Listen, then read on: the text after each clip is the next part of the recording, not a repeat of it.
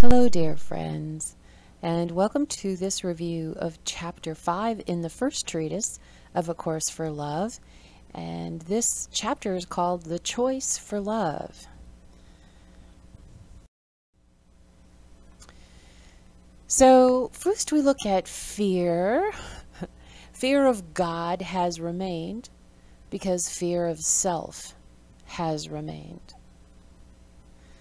So, again, we're reminded that there's really only one power, one thing happening here, and the self is part of that.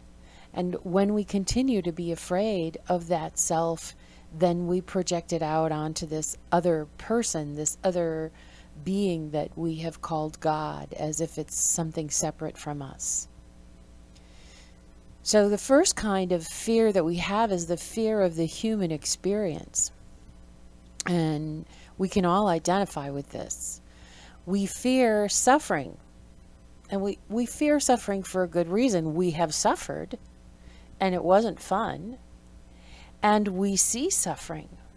I mean, many people will get stuck on the whole idea of, well, why would God let these horrible things happen? I see everybody suffering, and so I don't believe in God, or I don't believe in that at least the energy, the power of God is benevolent, because I see so much suffering in the world. So it's that very fear of suffering, unfortunately, that ensures that it continues, because fear is the juice of suffering. It's what it's made out of. Fear. So as we're doing this work, as we recognize fear coming up, no matter what we're fearing, we can recognize that we have called forth the substance that guarantees our continuing suffering. The other thing we fear is fear of the divine. And there's also a very good reason for this within our current state. The human mind can't comprehend allness and nothingness. It's just not capable of getting that, because the human mind's objective is separation. So allness overwhelms it, and nothingness overwhelms it. It threatens it. I'm not going to exist. By insisting that the mind understand these concepts, we perpetuate the illusion of separation. So when we are in the habit of using the mind as our processing system, if we continue to do it from the mind, we're going to always be afraid, and we'll stay within the illusion. But this fear that continues with us creates an in-between state. Now, on good days, we consider life to be an adventure, and we're happy enough in it. I think we all experience that. If we are having a good day, a good time, something good's happening in our lives, we're like, okay, this is good, I can do this. But of course, the good days aren't consistent, and the good times aren't consistent, because that's the nature of our experience here. And then we think something's wrong, and we try to fix it. So this is the pattern that we perpetuate. So let's move forward and see what we can do about it. Verse 7, this in-between place is your comfort zone. And though you feel compelled to push at its edges, this pushing simply leaves the edges quite intact and causes them to be capable of offering resistance. So when we're stuck, this is what's happening. We're staying in our comfort zone, and we're trying to push toward the edges, and we feel resistance, and something's not right, and we just stay stuck until we get unstuck. Your continuing search for something within the in-between keeps you there. So again, we're reminded, in other words, that by searching for happiness, by fixing what's wrong on the outside in this world that we experience, that keeps us stuck, because that's not where it is. In order to experience anything real, we must be willing to embrace both nothing and everything. They are both real. Now, if it arises in you the way that it arises in me, that's like, wait a minute, you just told me the brain can't understand that. And mine can't. So now what do I do? And he tells us in verse 9, your heart, that's where. Within the heart. Because the mind isn't going to get it. So we just take it to the heart and accept the fact that nothing here means anything. And we're a part of everything. And accept that on a heart level rather than a mind level.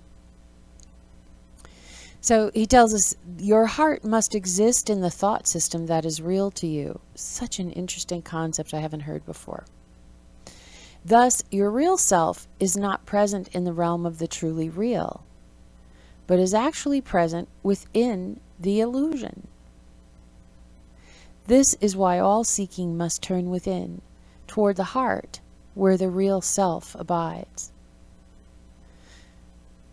So what he's saying is, we're such powerful beings that whatever we think is real is going to be experienced as real for us.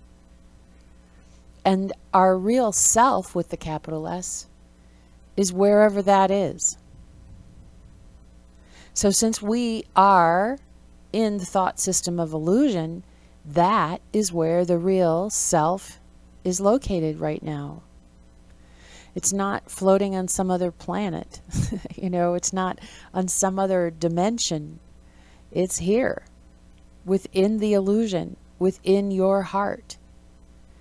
Which is why the only way out of this matrix is to go within and have the actual experience, the actual connection and recognition of your own true self within yourself. No belief system is going to do it for you. No thought system is going to do it for you. Only the experience of finding out, who am I? And experiencing that in a way that's beyond words. The heart is the source of your experience, even in this world. When released from the ego thought system, you recognize the real you, the self. This is wholeheartedness. The heart is joined with truth rather than with illusion. Now stay with me here. He gives us a little bit more. In order to abolish ego mind, we must experience the new thought system, which is truth. Now, again, and I need to remind you that when we're talking about truth here, we're not talking about how I used to think of truth, which, everybody who has a thought system says, this is the truth. God, the Bible's the truth. In other words, the truth was kind of a code word for a belief system that I've attached to. No, this truth is what's actually true. What's true for you in this moment? What's your actual experience in this moment? What's going on inside of you? That's what truth is in this work. And so in order to abolish the ego thought system, we have to connect with what's actually true within us. What we find, whatever that is. In fact, we have to be willing to experience the truth no matter what it is. We can't go in and say, well, I want my truth to be bliss, and look for bliss and call it truth. We have to go in with a clean slate, fresh discovery, inquiry. That's what we're being asked to do. Verse 13. The art of thought invites the experience of the new thought system by being willing to replace the old with the new. And that refers to what I was just talking about, willingness to let the old thought system drop. In the beginning, this is done by practicing mindfulness, responding to each moment from the center of your being. So that's how we begin this. We just become really mindful of what's going on within us. We can do that by being present with what's going on the outside. For instance, most people are familiar with the idea of mindful action, being conscious as we do things. Pardon me.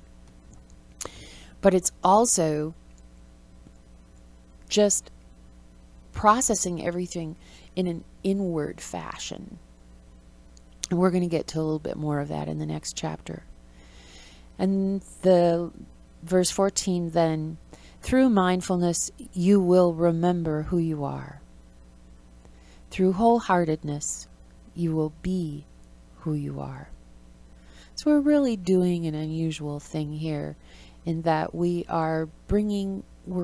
coming through the heart, allowing the heart to be the dominant energy, and then the mind then becomes the servant of the heart, and everything is included, and we become whole. We're doing a new thing.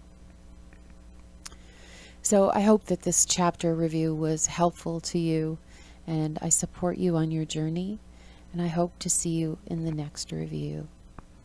Thanks.